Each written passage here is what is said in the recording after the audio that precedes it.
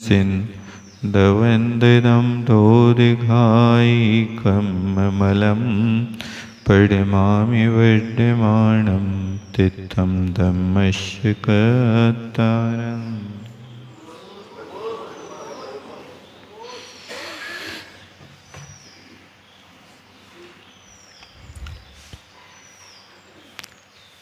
यहाँ पर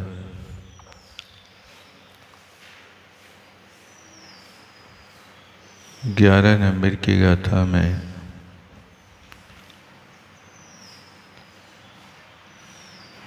धर्म से परिणत आत्मा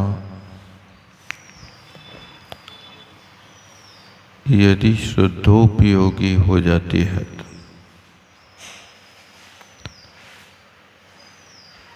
तो मोक्ष सुख को प्राप्त करती है। गाथा में यदि शब्द डाला है।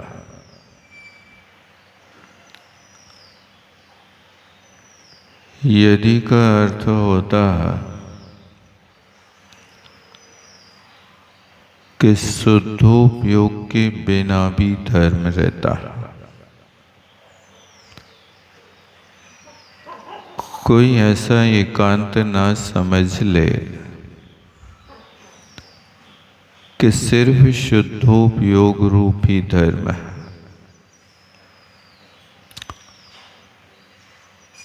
उसमें भेद करना शुद्धोपयोग से युक्त आत्मा है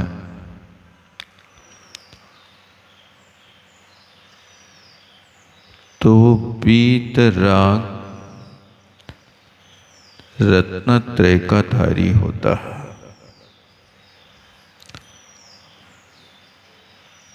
और यदि शुद्धोपयोग को प्राप्त नहीं किया और स्वोपयोग रूप धर्म से परिणत है तो उसको सराग रत्नत्रय कहते हैं। अंतर डालना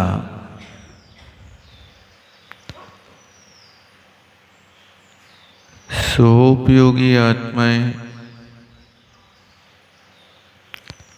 सराग धर्म का पालन करते हैं।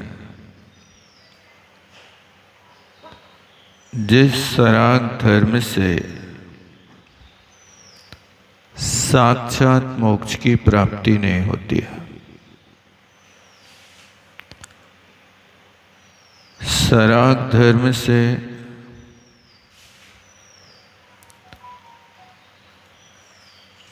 परंपरा से मोक्ष होता है।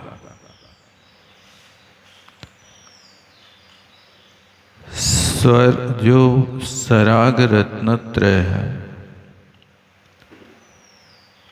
उसका पालन करता हुआ जीव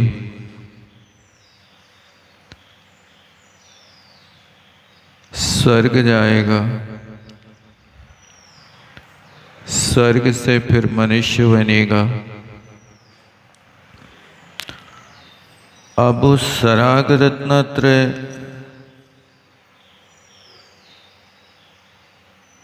किस तरीके से पाल रहा है, क्योंकि स्वर्ग की भी बहुत सारी श्रेणियां हैं। सभी स्वर्गवासी एक भवातारी नहीं होते। यदि यहाँ पर निर्दोष रीति से सराग रत्नत्रय का पालन करेगा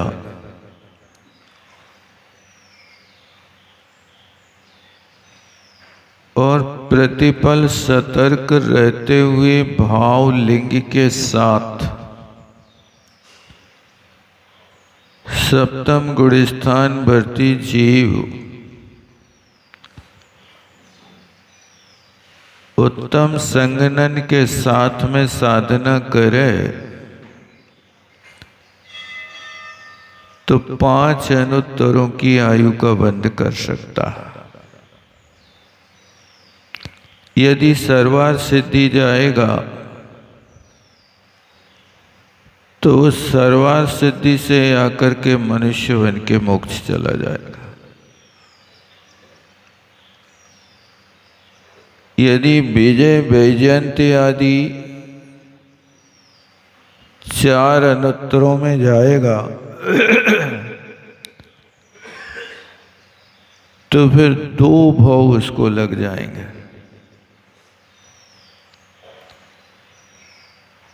और यदि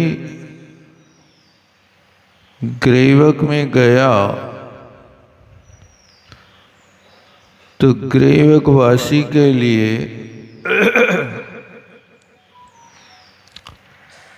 अब उसकी शक्ति के ऊपर है कि वो कैसे काम कर सकता। ग्रीवकों में जाने वाले जीव मिथ्या दृष्टि भी होता है।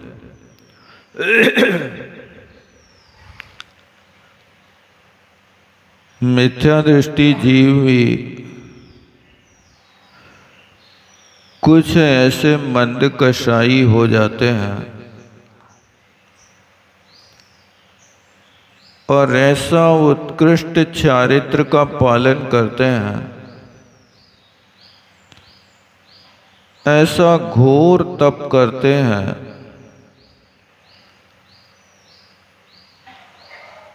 कि उन मुनि महाराजों को यदि कोई घानी में भी पेल दे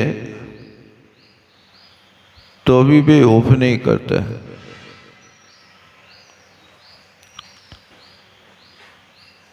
उपसर्ग और परिश्रमों को जीत रहे हैं, निर्दोष व्रतों का पालन कर रहे हैं, लेकिन उनको स्वयं को पता नहीं कि वो मिथ्यात्व रूपी बैरी कहाँ छिपा है और उस मिथ्यात्व को समाप्त नहीं कर पाते, पुरुषार्थ तो पूरा करते हैं।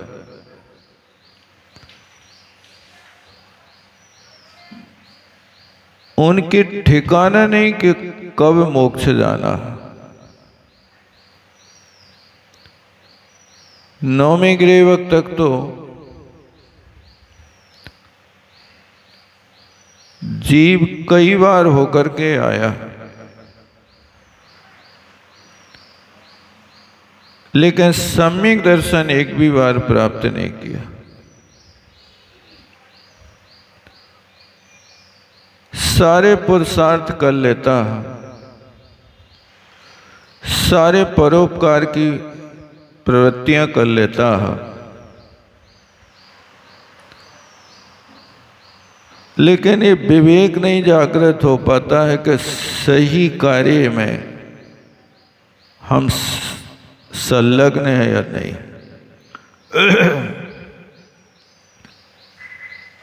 बस ऐसी दशा है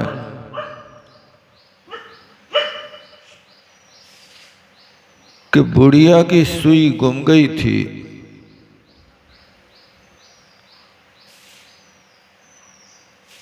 अब वो ढूंढ रही थी तो किसी ने कहा, अम्मा क्या कर रही हो? बोले बेटा सुई गुम गई, उसको ढूंढ रही है। तो सलाहकार ने कहा, माँ जी प्रकाश में खोजो। तो रोड पे स्टेलाइट का खम्मा जल रहा था, सो वो घर छोड़ के प्रकाश में सुई ढूंढने चली गई। अब उस प्रकाश में सुई खोज रही है लेकिन मिल नहीं रही।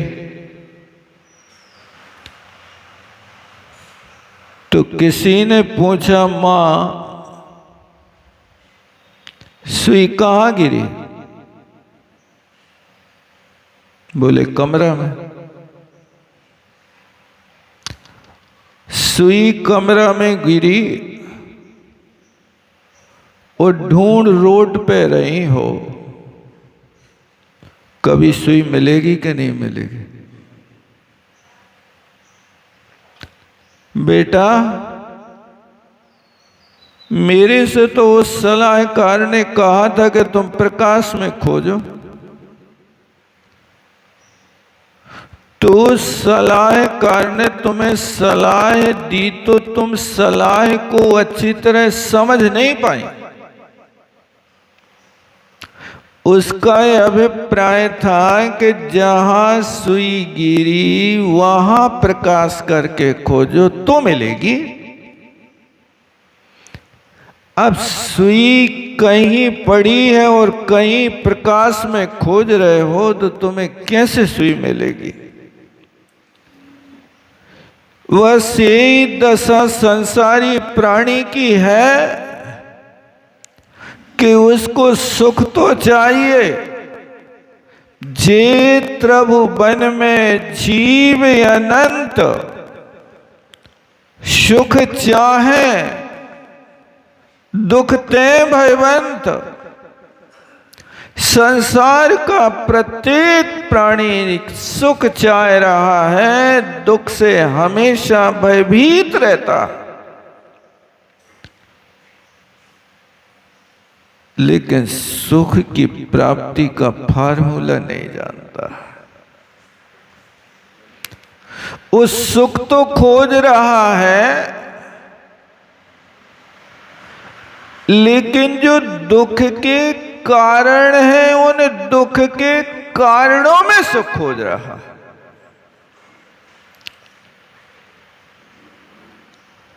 आप रोज पढ़ते हैं कि अहिंसा परमो धर्मा ही सच्चा जानो,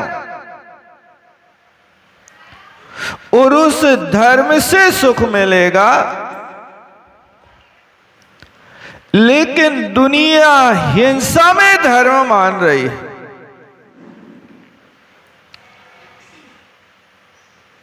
अब यदि हिंसा में धर्म मानोगे तो तुम्हारी दशा उस बुढ़िया की तरह होगी कि सुई गिरेगी कमरा में और खोजोगे रोड पर।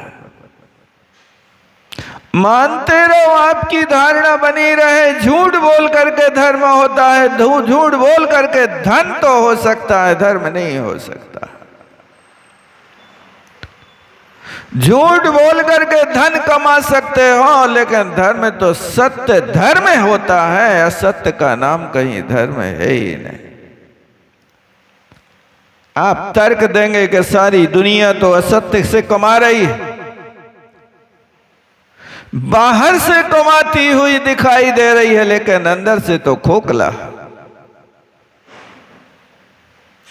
जिस गेहूं के दाने में यदि घुन का कीड़ा भीतर घुस जाए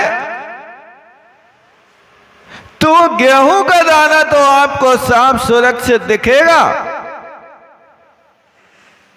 एक छोटा सा छेद भले ही दिखाई दे जाए, लेकिन उस छोटे से छेद के द्वार से गए कीड़े ने उस गेहूं की सारी मूलभूत वस्तु को समाप्त कर दिया।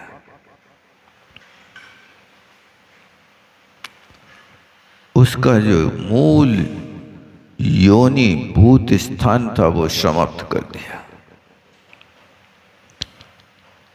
इसी तरह यहां पर भी आप धर्म को समझो, कहीं हम उस बुढ़िया की तरह सुई रोड पे तो नहीं खोज रहे,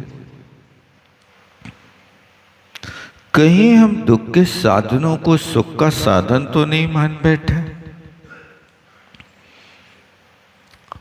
चाहे श्रावक हो चाहे साधु, प्रत्येक आत्मा को अपराध का बोध तो होना चाहिए। इस शब्द लेखा कि यदि शुद्धोपयोग से परिणत होगा तो मोक्ष होगा। अब तुमसे पूछो, वो शुद्धोपयोग कहां होता है भाई साहब?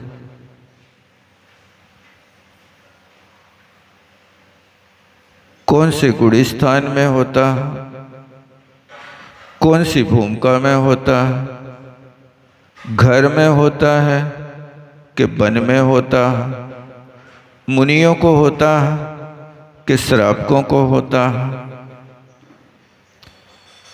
इस बात को अच्छी तरह से समझ लेना। यही प्रवचन सार में 9वें नंबर की गाथा में जिनसेन महाराज ने तीनों प्रकार के उपयोग को गुण स्थान में विभाजित किया। अच्छी तरह से खोल करके देख लेना। ये लिखते हैं कि पहले गुण स्थान से तीसरे गुण स्थान तक तारतम्य लिए अशुभोपयोग होता है। आचार्यों के वचन है, कोई के घर के वचन नहीं है। और चौथे गुण स्थान से लेकर के छठवें गुण स्थान तक तारतम्य लिए शुभोपयोग होता है।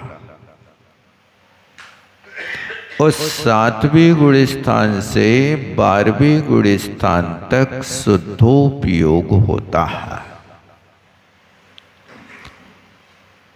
ये कोई मनगढ़ंत बात नहीं है,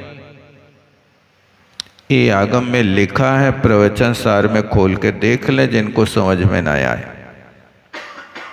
7वें गुण स्थान से 12वें गुण स्थान तक शुद्धोपयोग तारतम्य लिए होता है। और फिर जाकर के 13वें और 14वें गुण स्थान में शुद्धोपयोग का फल होता है। ये उपयोग का विभाजन 9वें नंबर की गाथा में जयसेन महाराज ने स्पष्ट शब्दों में लिखा।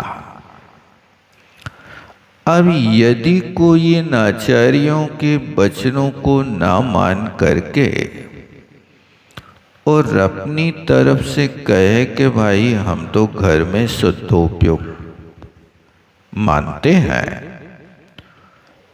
तो उन महानुभाव से कहना कि भैया तुम घर में शुद्धोपयोग मान रहे हो, तो ये जिनवाणी कह रही कि मनमानी कह रही? आप कौन की बात कर रहे हैं? मन की बात कर रहे हो कि आप जिनेंद्र भगवान के वचनों की बात कर रहे हो? यदि भी कहें कि नहीं हम जिनवाणी की बात कर रहे हैं, तो जिनवाणी में खोल करके देखना कि कहाँ लिखा है। अब भी यदि खोल के दिखा गए कि हमने ये बात लिख रखी है, देख लो आप इस शास्त्र में, तो आप पहले उस शास्त्र के लेखक को देख लेना कि इसके लेखक कौन हैं। आप कहो कि कुंद कुंद स्वामी लेखक हैं, तो कुंद कुंद स्वामी तो मूल गाथा के लेखक हैं जो प्राकृत भाषा में है।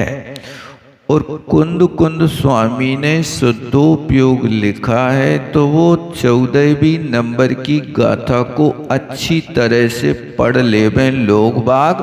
और यदि उनसे पढ़ते ना बने, अर्थ लगाते ना बने, तो फिर वो आकर के हमारे पास समझ लेवें कि शुद्धोपयोग किन को होता है। आगे 14 नंबर की गाथा में आएगा, मैं वहाँ पर आपको बताऊंगा।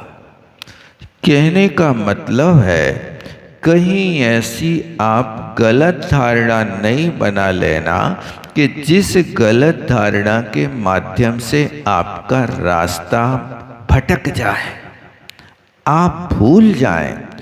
आचार्य महाराज तो स्पष्ट कह रहे हैं कि चौथे गुण स्थान से छठवें गुण स्थान शुभोपयोग ही होता है। क्यों? क्योंकि चौथे गुण स्थान से छठवें गुण स्थान तक अविरति और प्रमाद प्रत्यय है। अविरति और प्रमाद की उपस्थिति में शुद्धोपयोग नहीं होता। शुद्धोपयोग उनको होता है जहाँ पर जो मुनि महाराज पूरी साधना करके उपसक और छपक श्रेणी पर आरूढ़ होते हैं, जो मुनि महाराज शुक्ल ध्यान की भूमिका बनाते हैं, जो मुनि महाराज तीन गुप्तियों में रहते हैं, उन मुनि महाराजों को शुक्ल ध्यान होता है, उनको शुद्ध उपयोग होता है। ये आगम का उल्लेख है। इस तरह से आगम के परिप्रेक्ष्य में समझने की कोशिश करना, उस शुद्धोपयोग की भूमिका बनाने के लिए पहले आप सम्यक दृष्टि बनो। और सम्यक दृष्टि बनने के लिए जैसे आपसे कल कहा था कि आप अपना मजबूत श्रद्धान बनाओ, और उस मजबूत श्रद्धान के साथ में फिर 8 अंगों का पालन करो। उन 8 अंगों के पालन में आप समर्थ हो कि नहीं हो, पहले आप अपना आत्म निरीक्षण करो। सबसे पहले निशंकित अंग है, आप तागम पदार्थ के प्रति आपको कोई शंका तो नहीं है। वस्तु स्वरूप को जानने के लिए जिज्ञासा होना बात अलग है, लेकिन आप कहो कि नहीं भगवान होते ही नहीं, यदि होते हैं तो हमें सामने दिखाओ अभी पंचम काल में। भैया तो आपसे हम पूछते हैं कि इस काल में भगवान नहीं है कि किसी काल में नहीं है? पंचम काल में भगवान नहीं होते, तीर्थंकर परमात्मा नहीं होते, लेकिन तीर्थंकर के पथ पे चलने वाले मुनि महाराज तो होते हैं। आप एक कैसे कहते कि भगवान नहीं होते? पंच परमेष्टि की कोटि में उनको रखा है, रास्ता यही तक है। ये पंचम काल है। अब पंचम काल का आगे का एक ऐसा भाग आने वाला है कि जिस भाग में तो मुनि महाराजों के दर्शन भी दुर्लभ हो जाएंगे। और जब पंचम काल का अंत होगा तो मुनि महाराज तो छोड़ो, श्रावक भी समाप्त हो जाएंगे, श्रावक भी नहीं होंगे, सम्यक दृष्टि भी नहीं होंगे। और जब छठा काल होगा तो छठे काल में तो धर्म कर्म की क्रिया ही समाप्त हो जाएगी। तुम इस काल की बात कर रहे हो, तो जिस काल में जो वस्तु है उस वस्तु का तो श्रद्धान करो, सर्वथा निषेध मत करो। ये व्यवस्था समझना कि ये भरत ऐरावत क्षेत्र में हमेशा भगवान नहीं होते। एक कल्प काल 20 कोड़ा कोड़ी सागर का होता है। उस 20 कोड़ा कोड़ी सागर के काल में 18 कोड़ा कोड़ी सागर का काल तो ऐसा होता है कि जिसमें कोई ना साधु होते हैं ना श्रावक होते हैं, भोग भूमि का काल होता है, भोगों की प्रचुरता होती है। वो काल भरत क्षेत्र और ऐरावत क्षेत्र में प्रवर्तमान होता है। लेकिन वर्तमान में उसी अवसरपणी काल का 5वें नंबर का काल, जिसका नाम दुखमा काल है, वो दुखमा काल में क्या क्या हो सकता है, ये आगम के परिप्रेक्ष्य में जान करके उसका अच्छी तरह से श्रद्धान करना। इसलिए पंचम काल में सम्यक दर्शन हो सकता है, मुनि व्रत हो सकते हैं, लेकिन छपक श्रेणी नहीं हो सकती, उपसम श्रेणी नहीं हो सकती, शुक्ल ध्यान नहीं हो सकता, शुद्धोपयोगी मुनि महाराज श्रेणी आरोहण करने वाले नहीं हो सकते। शुद्धोपयोग होगा तो ये प्रवृत्ति रूप शुद्धोपयोग, एक निर्वृत्ति रूप शुद्धोपयोग, जो सप्तम गुण स्थान में मुनि महाराज जाएंगे, लेकिन उस सप्तम गुण स्थान से छठे गुण स्थान में आएंगे, तो उस सप्तम गुण स्थान में प्रवृत्ति रूप शुद्धोपयोग होता है, लेकिन निर्वृत्ति रूप शुद्धोपयोग सप्तम गुण स्थान के अधाकरण के परिणाम में होता है। तो कहने का मतलब है कि आप उसको अच्छी तरह से समझो, और सम्यक दृष्टन आपके पास है कि नहीं है, ये आप स्वयं आत्म निरीक्षण करो। और आप सम्यक दृष्टि हैं तो अपने आचरण से निरीक्षण करो कि सम्यक दृष्टि यदि हम हैं तो सम्यक दृष्टि की तरह आचरण कर रहे कि नहीं कर रहे हैं। निशंकित अंग का पालन आपका हो रहा कि नहीं हो रहा। दूसरे अंग का नाम निकांक्षित है। निकांक्षित का अर्थ है कि धर्म के बदले में आप कोई अपेक्षा तो नहीं रख रहे। हे भगवान, हम सिद्ध चक्र विधान कर हैं और आप हमारे ऊपर कृपा कर दियो, बिल्कुल स्वस्थ रहें जिंदगी भर। भैया ये आकांक्षा कर रहे हो, तुम भक्ति तो करो, तुम परमात्मा की आराधना तो करो, निरपेक्ष वृत्ति से करो। आप जब वृक्ष के नीचे जाते हो तो वृक्ष से आपके लिए याचना करना पड़ती कि हे वृक्षराज थोड़ी देर के लिए हमें छाया दे दो। मांगते हो कि मिलती है? वो तो स्वाभाविक मिलती है। आप उनकी आराधना करो लेकिन आकांक्षा नहीं करो। आकांक्षा जो होती है ये सम्यक दर्शन का एक दोष माना जाता है। इसलिए निकांक्षित अंग को पढ़ो, उसका श्रद्धान करो।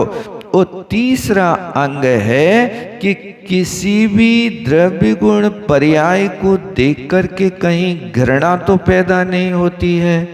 उस घृणा को जीतने की कोशिश करो। किसी भी घृणित वस्तु है उस वस्तु के स्वरूप को समझो कि ये वस्तु का स्वरूप बिगड़ा कैसे है। देह परस्ते होए अपावन निस्दिन मलझारी। अब देखो, पवित्र वस्तु भी यदि शरीर के संपर्क में आ जाए तो वो पवित्र वस्तु अपवित्र हो जाए। यही अर्थ है ना, देह परस्त है। यदि तुम्हारी शुद्धि की धोती 8 दिना तक रस्सी पे टंगी रहे धुली धुलाई तो अशुद्ध नहीं होगी। और वो यदि तुमने उस रस्सी से उठा के 10 मिनट के लिए तन पे डाल दई और अभिषेक करके फिर उतार के रख दई तो वो धोती शुद्ध है कि अशुद्ध है?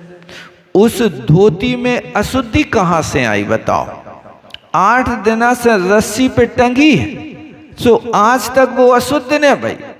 और तुमने तन पे डाली, और तन पे डालते ये अशुद्ध फिर से धो।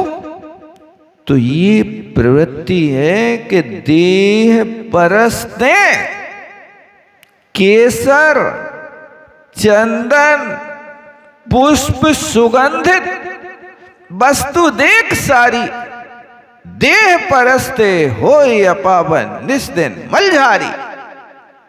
केसर लगाओ, चंदन लगाओ, तेल फुलेल लगाओ, सारी दुनिया की पवित्र वस्तुएं जैसे ही शरीर पे लगती हैं भी अपवित्र हो जाती हैं। तो वो अपवित्रता मिटाना है तो तुम्हें किससे मिटाना है? कैसे मिटेगी बताओ? शुचि ज्ञान संयम जप तप ज्ञान ध्यान प्रभाव है। यही पढ़ते ना पूजा में, 10 लक्षण पूजा में आता ना, यही तो है ना। शुचि प्राणी सदा, शुचि सील संयम। प्राणी में शुचिता आती है, पवित्रता आती है तो इतने कारणों से आती है। तुम्हें पवित्र होना है तो क्या करो? सील जप तप ज्ञान ध्यान। इतने काम कर रहे हैं कि नहीं कर रहे? शील का पालन कर रहे हैं कि नहीं कर रहे? संयम का पालन कर रहे हैं कि नहीं कर रहे? जाप कर रहे हैं कि नहीं कर रहे? कर तो रहे हैं, गिनती पूरी करना है इसलिए कर रहे हैं। भैया गिनती पूरी तो करने हैं, लेकिन कर्मों की भी परिपाटी को मिटाने हैं, तब पवित्रता आएगी। इसलिए वो पवित्रता आती है तो कहाँ से आती है उस पर विचार करना। इसलिए निर्दोष रीति से निर्विचिकित्सा अंग का पालन करना। और अमूढ़ दृष्टि का अर्थ होता है कि मूर्खता नहीं करना, कहीं ऐसे दूसरों के बहकावे में आकर के धर्म को त्याग करके तुम कहीं मूर्खता नहीं धारण कर लेना, नहीं तो ये सम्यक दर्शन का एक अंग खो जाएगा। क्योंकि लोग मूर्खता में बहुत जल्दी फंस जाते हैं और कोई अता पता नहीं करते हैं कि वस्तु स्वरूप क्या है। ये मूर्खता से बचना, लोक मूर्खता, देव मूर्खता और गुरु मूर्खता। तो लोक मूर्खता के विषय में कहा है कि एक बार व्यास जी गंगा स्नान करवे गए भैया, सुबह सुबह गए वे 5 बजे फल हैं। अब वहाँ गए सो उनके पास एक तांबे को कमंडल थो। सो उनने सोची कि जब हम गंगा में डुबकी लगे हैं तो कोई हमाओ कमंडल ने तड़का देवे। सो उनने उस गंगा में प्रवेश करने के पहले गंगा के किनारे पे रेता इकट्ठी करी और रेता को इकट्ठी करके उस रेता के भीतर अपनो कमंडल छिपा दो और निशंक हो करके वे गंगा में घुस गए स्नान करवे। और उन्हें खूब डुबकी लगाई, 100 डुबकी। और ये जब भी कमंडल छिपा रहे थे तब पीछे से एक व्यक्ति ने देख लिया। व्यास जी ने तो गंगा के किनारे में ढेर लगाओ रेता को, फिर भी स्नान करवे गए। सो उनने सोची कि भैया पहले ढेर लगाओ फिर डुबकी लगाओ, ये धर्म होता होगा। सो उस व्यक्ति ने भी यही काम किया कि जहाँ व्यास जी के कमंडल को ढेर लगो तो सो वहीं बाजू में एक और ढेर लगा दो। सो उस दिन तो उनका कोई अमावस्या पूनों का दिन था गंगा स्नान को। सो एक लोग बिल्कुल कतार लग गई और जितने लोग आए उन सब लोगों ने अपने अपने रेता के ढेर लगाए और रेता के ढेर लगाए, फिर डुबकी लगाई। अब जब व्यास जी लौट के आए गंगा स्नान करके और बाहर देखा तो हजारों ढेर खड़े हो गए रेता के। अब उनने 10-20 ढेरों को तो गिराया, लेकिन कमंडल कहो ना मिला। सो उनने एक श्लोक लिखो कि गतानुगत को लोको ना तु लोका पारमार्थिका, बालू का पुंज मात्रेणे गतम में ताम्र भाजना। ये लोग गतानुगतिक है, कुछ समझता नहीं है, बस नकल करता है। तुमने ये किया इसलिए हम ऐसा करेंगे, और सब भी नकल के पीछे है रहते, कोई भी अकल नहीं लगाता है और नकल करने वालों की अकल काम भी नहीं करती है। इसलिए नकल नहीं किया करो। यदि नकल करो तो भगवान की नकल करो।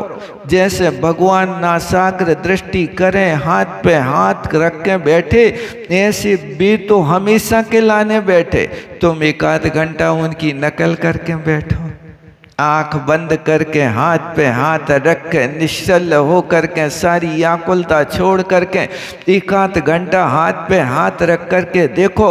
और ये नियम ले लो कि जब तक बैठे रहे तब तक हमारे सामने कोई उदक चंदन न करे, तब तक हम बैठे ही रहे हैं। ये नकल तो करो। भगवान के यहाँ तो आते हैं उदक चंदन तंडुल पुष्प कहीं अर्घ चढ़ाते हैं, कोई एकांत जब तक न करे तब तक हम बैठे ही रहे। नकल करने तो ऐसी करो। तुमसे अच्छे भी छोटे छोटे बच्चे 1-1, 2-2 साल के महाराज के दर्शन करके आए और महाराज की चर्या देख लेवे तो भी घर में जाके कपड़ा उतार के झाड़ू उठा के कहते मम्मी हमें पड़गाओ, हम महाराज बन गए। नहीं कहते वे नकल करना जानते हैं, बेचारे वे दिल के सच्चे हैं। लेकिन तुम नकल करते हो तो नकलची की करते हो, सही असल व्यक्ति की नकल नहीं करते हो।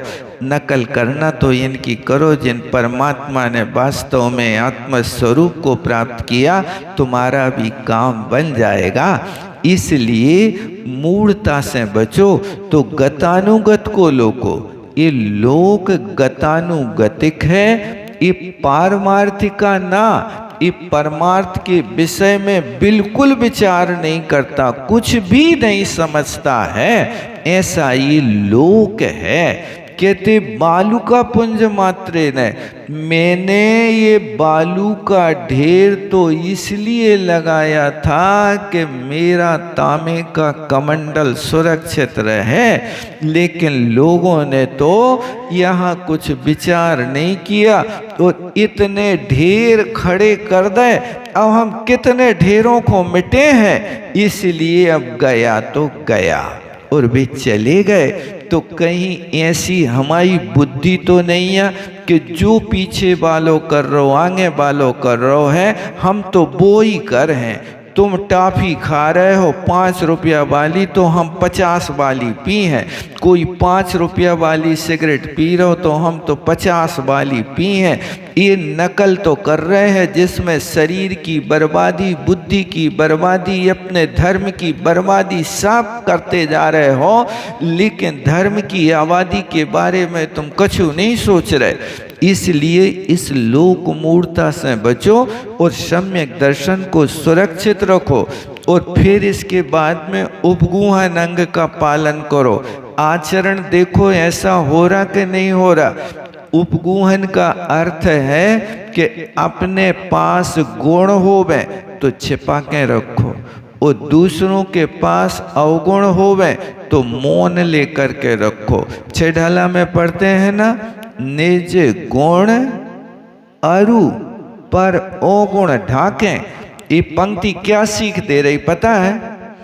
ये पंक्ति छेढाला की तीसरी ढाल की सम्यक दर्शन के 8 अंगों का वर्णन करती हुई उपगूहन अंग की पंक्ति है।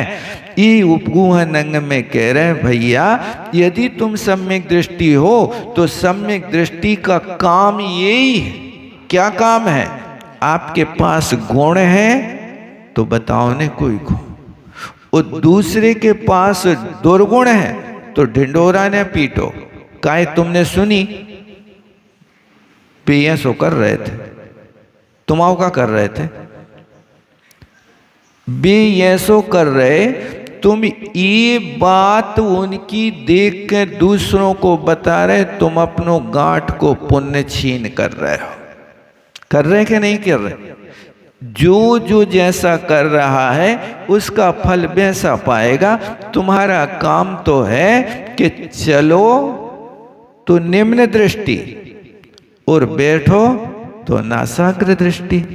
यदि गमन कर रहे हो तो नीचे देख के चलो, और बैठ रहे हो तो अपनी नाक को देखो, दुनिया को न देखो। दुनिया को देखोगे कष्ट उठाना पड़ेंगे, और आप नासाग्र दृष्टि रखोगे तो दुनिया की कोई बात तुम्हें दिखाई नहीं देगी, तो बड़े सुखी रहोगे। क्योंकि ये नियम है, देखते ही जहर चढ़ता है। क्या? देखते ही जहर चढ़ता है।